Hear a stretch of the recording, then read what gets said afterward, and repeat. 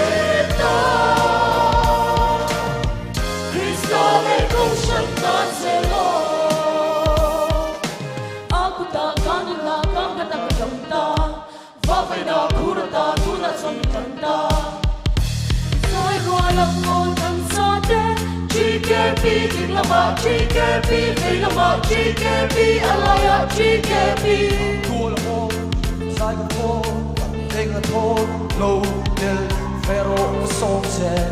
Pero na itong na among di share tao, istaso ang ase.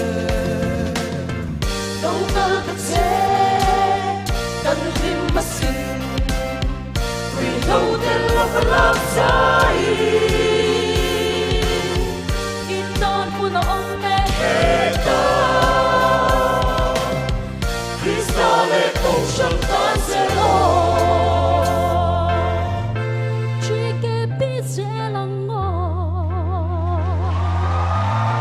GKP